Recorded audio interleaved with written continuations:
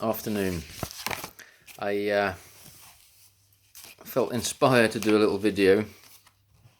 I've just been down the beach with my sprogs for a walk after helping them with their homework this morning. I'm becoming a bit of a jack of all trades at the moment with all this stuff going on in the world.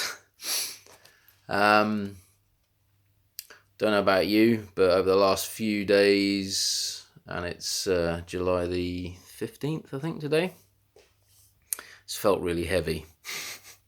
It really has. And I know I'm not the only one who's feeling it a little bit. I've got clients who are feeling it. I have friends and family who are feeling it. And I think, or rather I feel that as much as we'd like things to slowly get back to normal, there is a psychological and social conditioning, not even an experiment, right? It's a test, okay, going on. And whatever camp you're in regarding what's going on, it doesn't really matter, because we're all being played on the same chessboard, okay?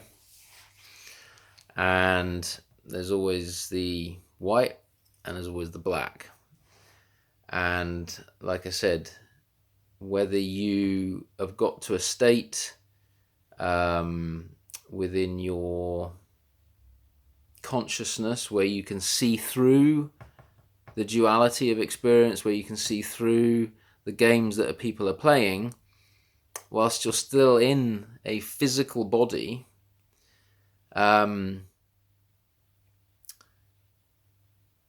you naturally, to some extent, will have to take some kind of preference or side, okay? Almost like you're being forced to play. And that can be difficult at times, because you know deep down that divisiveness and separation and division can at times cause problems and conflict.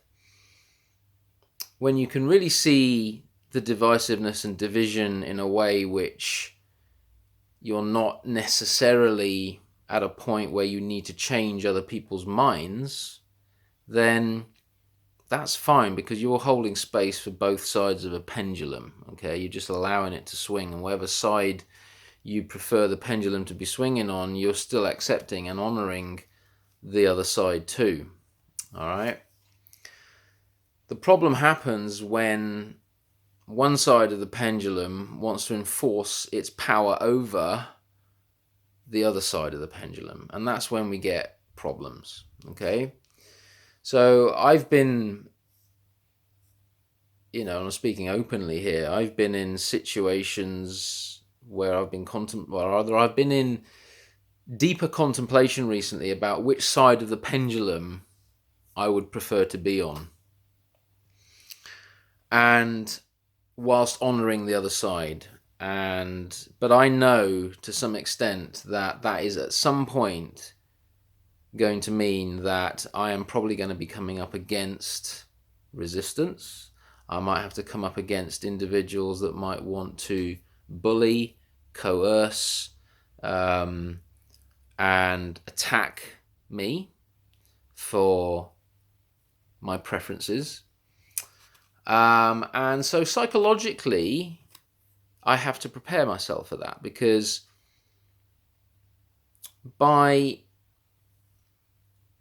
acquiescing to one side of a pendulum after having done your own due diligence and factual, objective research in any situation, means to some extent that you are succumbing to fear of something, fear of conflict, all right? And in the past, that has been one of my lessons in life. Is I'm one for keeping the peace. I like the pendulum to kind of swing slowly in the middle. Yeah, I like people to all be kind of happy and cooperative and harmonious, because that's a good way to be, right? That's where we could be as a species, right, on this planet. But we're not. Okay, right now we're not, and we have to accept that before we can change it or do anything about it. And sometimes wanting that, having that desire for harmony and peace and the ability to accept people's choices, in the current state of human consciousness, is probably a little bit naive, all right, to expect that. So you kind of sometimes got to prepare yourself for battle. Yeah, that whole warrior archetype has to come into you. But preparing for battle doesn't necessarily mean getting angry. All right, you can sometimes feel anger, and I felt anger. Last few days, I felt anger over certain things that are being batted against us, or coming, or that we're having to do or be corralled into, and that's been an opportunity for me to look at that anger and look at where's that really coming from. Generally, it comes from an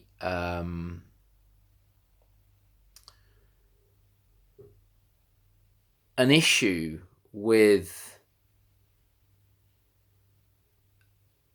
a situation or a person or a collective enforcing their will over yours. And no one likes that, okay? No one likes that. Sometimes we can go, no big deal. We can surrender to that because we're not so attached to outcomes, right? But when we are somewhat attached to potential outcomes, then when a certain swing of the pendulum is coming your way and you aren't happy about it, then you kind of need to do something about it. And I always go back to those three things that Eckhart Tolle used to say: is you've either got to accept it unconditionally, you've got to try and change it, or you've got to walk away. Those are the only three things you can do. Everything else is madness. All right? Screaming about it, getting emotional about it, it's all madness. Communicate, no problem. Share material, no problem. What people do with that, that's up to them. Okay?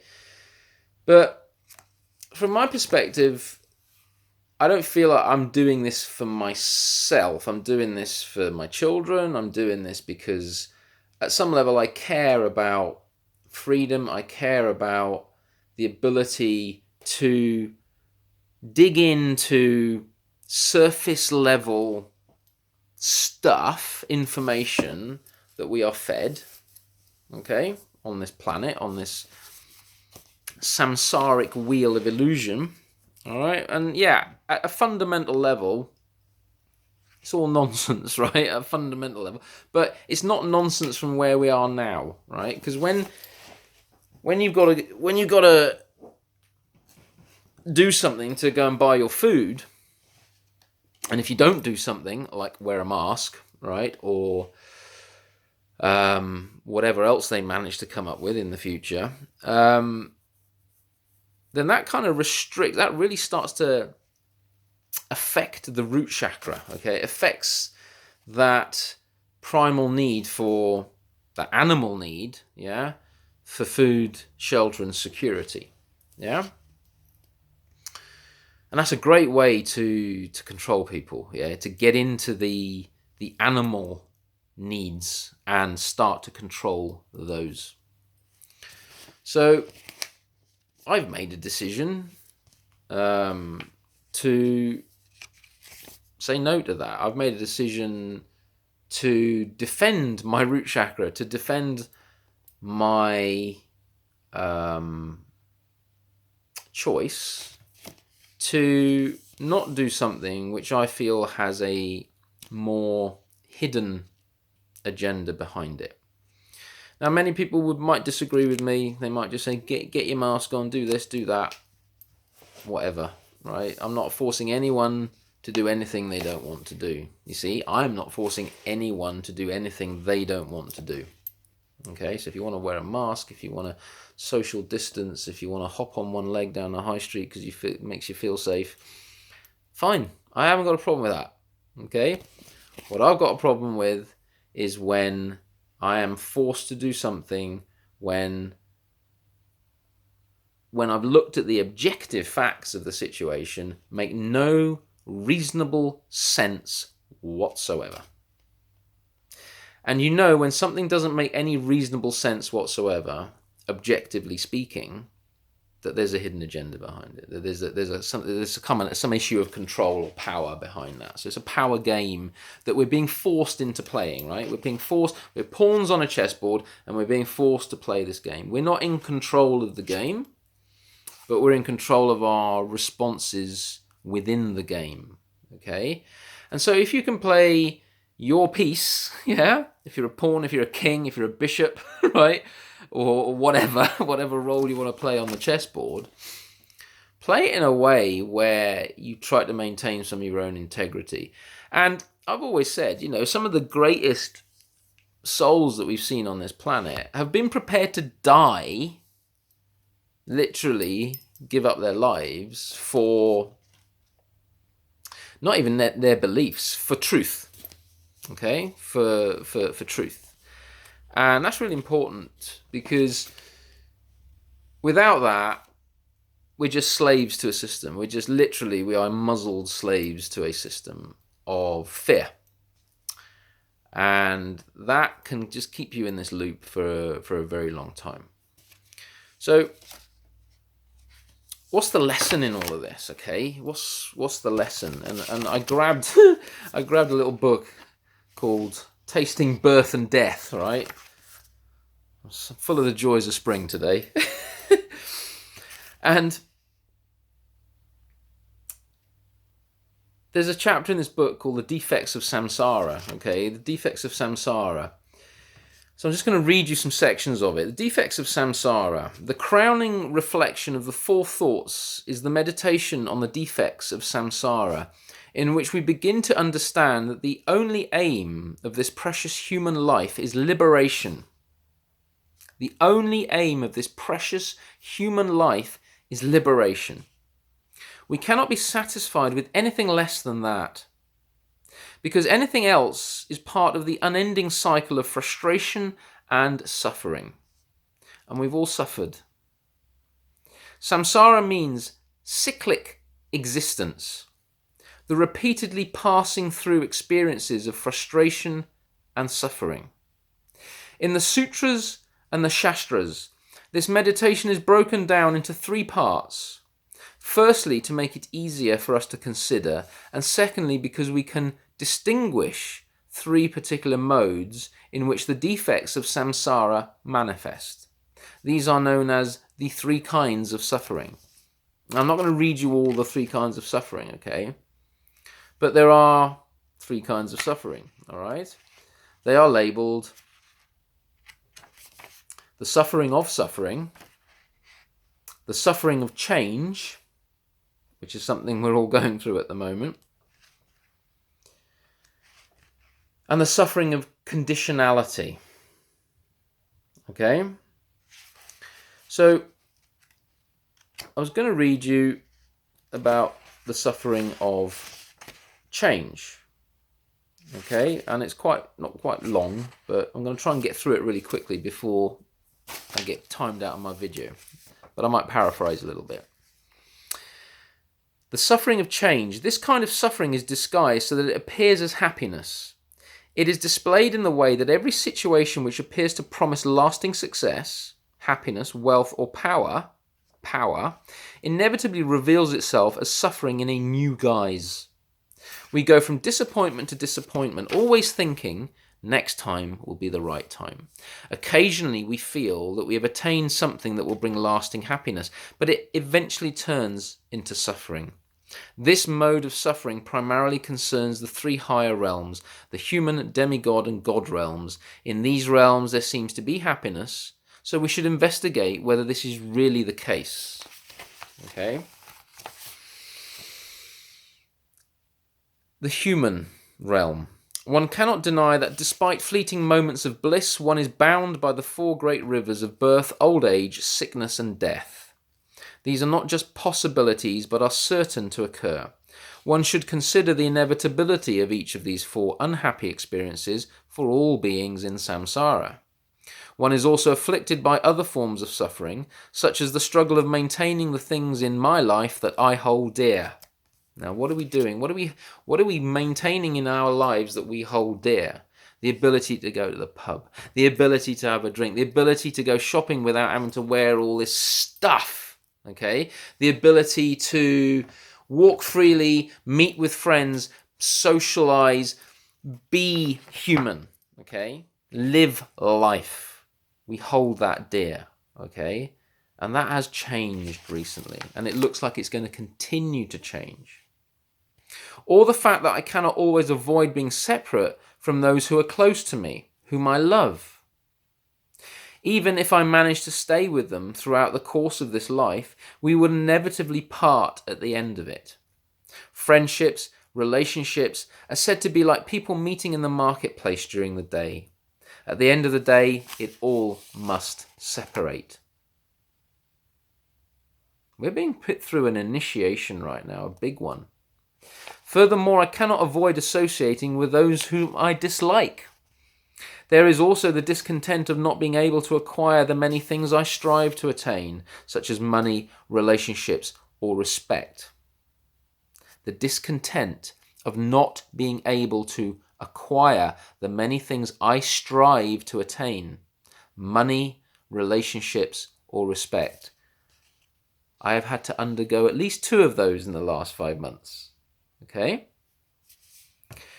If one thinks that the suffering of change is unfair, one should remember that there is no God who is creating such things. It is just the nature of samsara.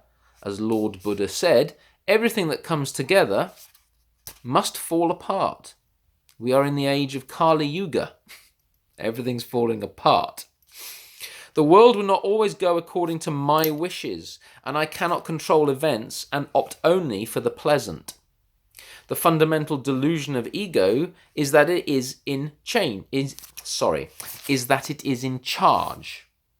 And so it keeps getting frustrated when the world is not in accordance with its designs. In these ways we lock ourselves into this prison cell of samsara. So one reflects upon the suffering of change by looking at one's life, one's motivations and one's experiences, and identifying if any aspects of them are free from this description of suffering. How much of my life is given to creating suffering for myself or experiencing it? Okay, so I won't read about the God realms because we're not there. We're in the human realm right now, okay, so it's not relevant as much as you might like it to be. How am I creating my own suffering or experience of suffering? But also, how are we creating suffering for others, unnecessary suffering for others? And that, in many ways, is the issue I have at the moment. Because as much as life is suffering, life generally can be suffering, and sometimes it's not, sometimes it's pleasant, but it's always constantly changing, and there is no consistency in it, really. What we are tending to do at the moment is creating a huge amount of unnecessary suffering. Okay, unnecessary suffering. There's suffering and there's also unnecessary suffering. Unnecessary suffering is called torture. When you torture someone, you make them suffer unnecessarily. So I'm just going to leave you with this thought. What's going on in our lives at the moment that are making us suffer? I'm not saying put the blame on anyone. I'm just looking at where am I giving, or where are we giving our power away to a system, a situation, a person, a collective of people that are creating unnecessary suffering? And are we willing to put a stop to it? Are we willing to stop giving our power away to it? Okay? And by not giving our power away to it, I mean doing what you do what you do, yeah? If you have to resist, or if you have to disobey, or if you have to do whatever you need to do what you do with as much peace in your heart as possible, and give the outcome to Spirit, give the outcome to God. Don't be too attached to the outcome. But you've got to play your role on the chessboard. Eventually, by playing the roles on the chessboard, you realize that you are the roles, all the roles on the chessboard, that you are the chessboard, and you're also the players playing chess. But not many of us are quite there yet. So we're still having to play our way through the game. So I wish you all well. I wish you peace and calm, because I've had to reinstate a little bit of that into my experience recently. And let's build some courage to accept unconditionally what we cannot change or walk away from. Have the courage to change what we can, okay, and have the sense to walk away when we can. All right? So, see you next time. Bye-bye.